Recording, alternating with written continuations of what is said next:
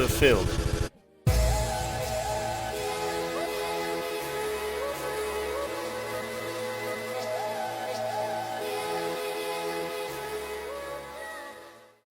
Okay, what's good everyone? Hope you guys are all doing well. In today's video, we're going to be breaking down the short position I had taken. We're going to be covering ultimately why I was able to validate shorts at all-time highs, how the 4-hour power 3 played in line with it, how it ultimately came into my entry, and all of that. Essentially, I want to give you guys some more insight in regards to how I'm able to validate trading lower time frame narrative when we are fading the higher time frame market structure and the higher time frame narrative. Overall, that's going to be the explanation at the end of the video. First, before then, after I'm done talking here, I'm going to show you guys in the trade recording, some music playing over it, and all that. The position that you can see on screen right now simply is a swing position that I'm taking. I took that off a 5-minute structure. I'm not going to go in depth regarding why I took it. None of that. I'm leaving that for my private group. They understand. But overall, it's a swing trade. So anticipating all-time highs again. That's my TP.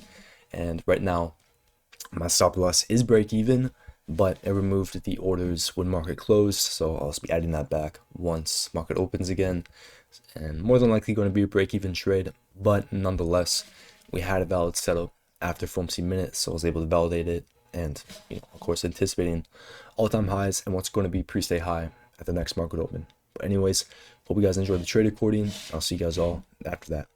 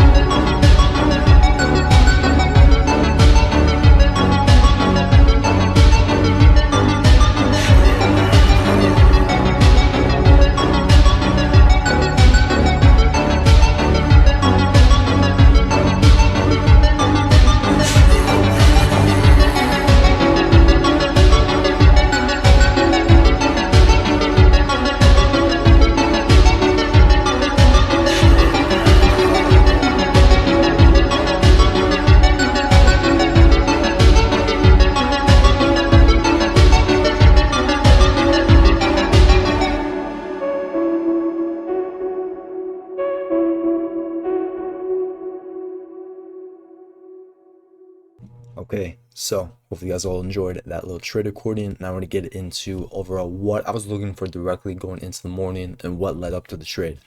So initially going into the morning, actually before we get into that, we first have to break down overall what I had sent publicly the night before. So as you guys know, we focus on power 3 and we focus on overall development of our power 3s. And right now, my focus publicly is just sharing my info regarding our weekly power 3. As I stated within our weekly power 3, in order to validate any weekly distribution, and this was yesterday, aka Tuesday, in order to validate any weekly distribution, our first priority needs to be seeing price reach pre-sale low and form SMT there. That was Tuesday, form SMT the Monday low. However, Monday closed and we never actually ended up, or Tuesday closed, we never actually ended up forming SMT with the Monday low. However, following morning, we were presented with this. Even though we never actually ended up running out the Monday low on Tuesday, what we did end up doing is immediately overnight, back here, right at market open, right at, I guess, our daily open, 6 p.m. immediately opens up, and what do we do on YM? We immediately manipulate down. Now, while we run out that Monday low, we have to keep in mind that that Monday low really does not hold a ton of significance, as that's not a previous power 3. What is significant here is the fact that we form SMT with the previous day low, as this low right here, the 6 p.m. low from Monday, that is our Tuesday low. And the fact that we ran it out on YM, failed to run it out on NQ and ES, that immediately pointed us to validate higher prices. And that immediately supported exactly what I was looking for here. Now, even though NQ did not end up running out the pre-sale low, that's not what we're looking for. What we're looking for is any one of the 3 indices to run out that low, more or less form SMT to pre-sale low, to then validate higher prices. Now, keep in mind for reference here, on the daily time frame, we are extremely bullish. What we went off of on the video, on my most recent video regarding market maker models on the higher time frame, we know that we are overall bullish. Now, to add on to that, we can see that we were within, even though there's no value gap here, that's not the only PD ray, we were within this daily down close candle. We were reacting off of it, we were respecting it.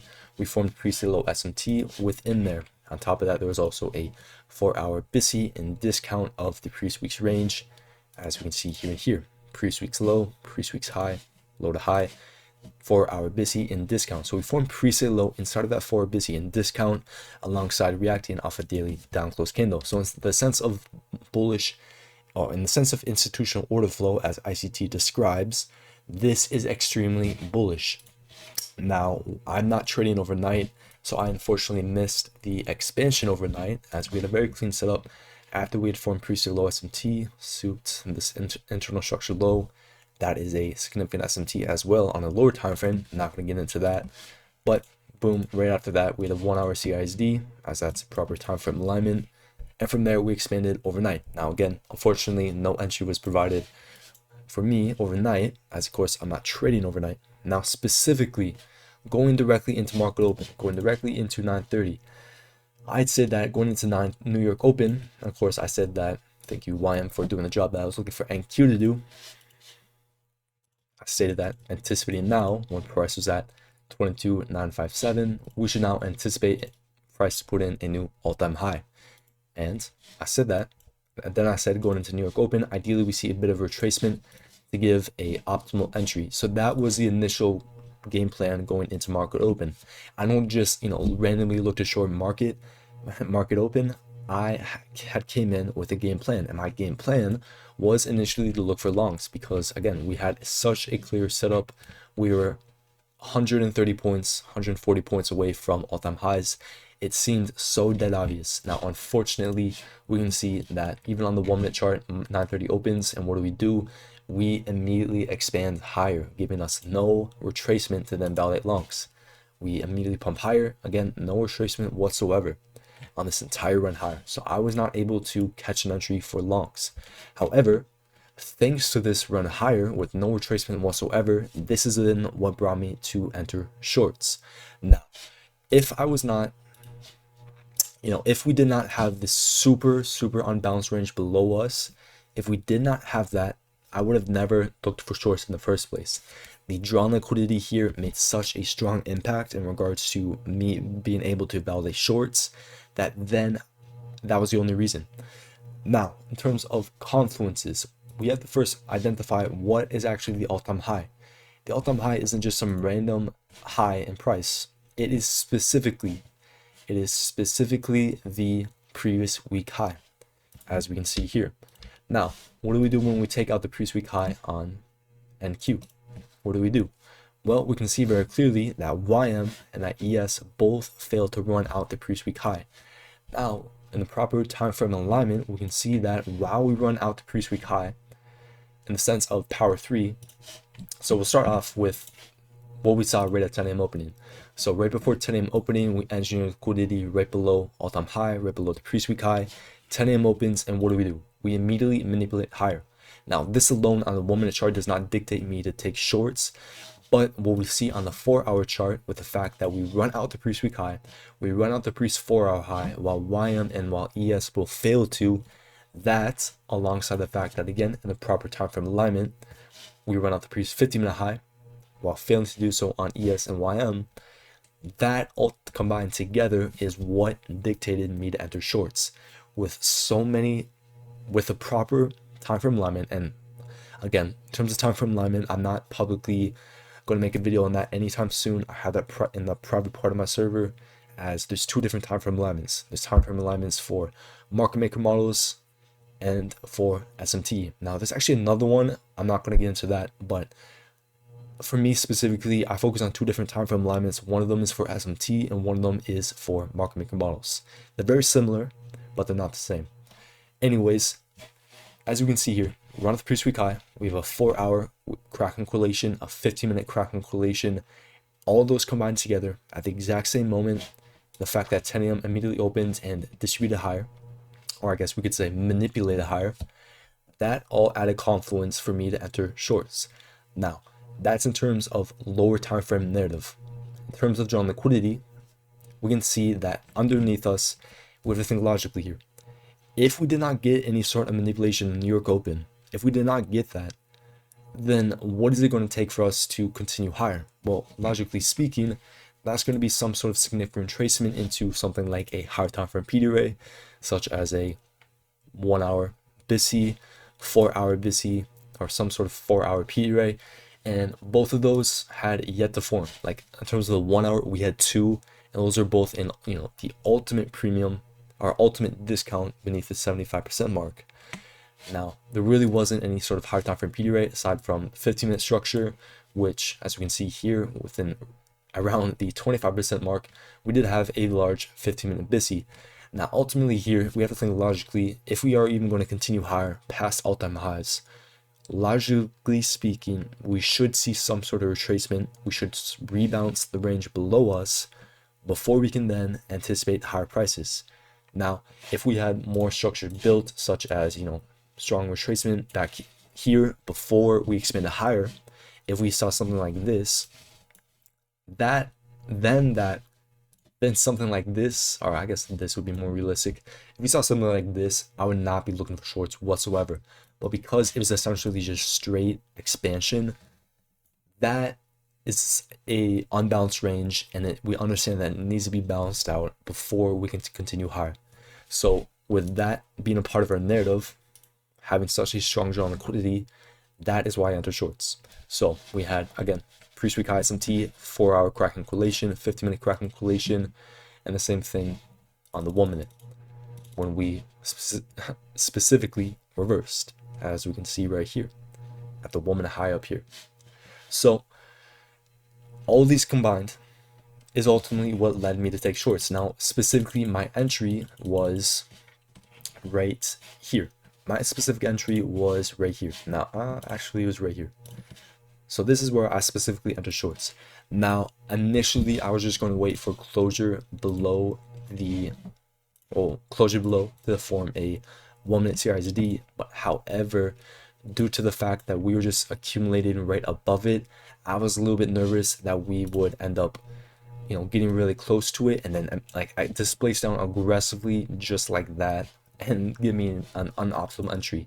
So my specific entry was based off the fact that, okay, right before we displaced down right here, right before we inversed both of these for value gaps, or I guess these BISIs over here, right before we inverse both of them, which if we want to be specific, my entry was based off a inversion.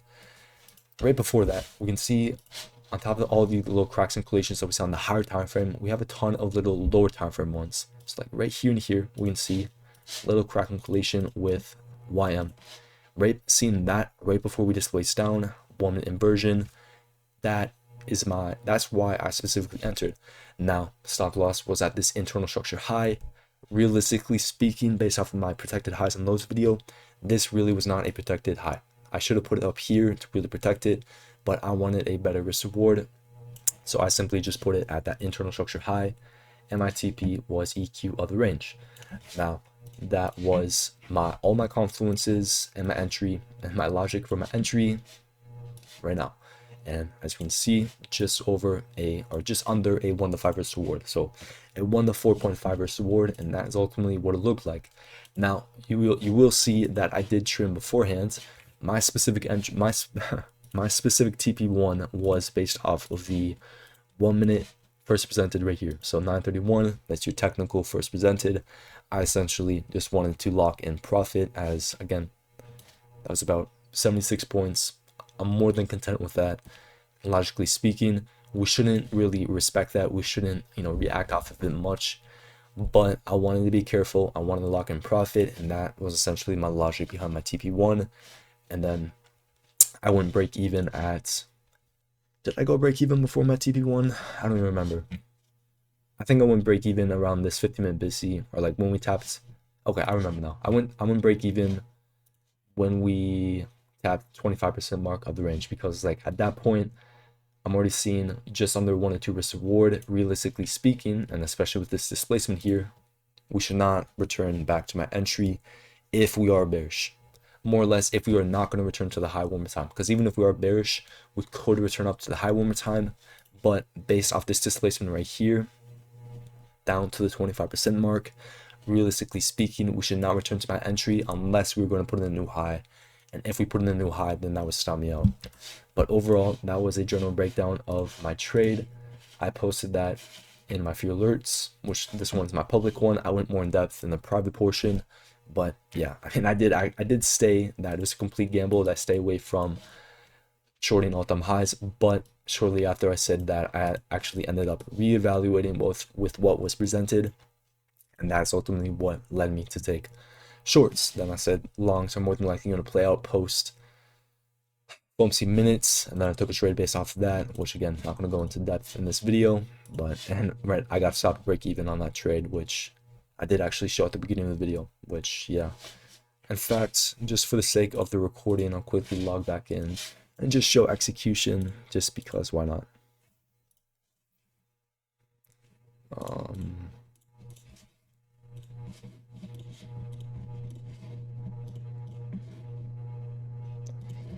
Just for the sake of execution and proof, I did get break evens literally like 5 minutes ago. So is what it is. I'm not surprised. I mean, really not expecting Asian session to expand too much, and more than like, and realistically, it's not too ideal to see us expand this much right before Thursday high impact news. So it makes sense for us to, come back down, trade within the previous day's range, and then expand higher tomorrow.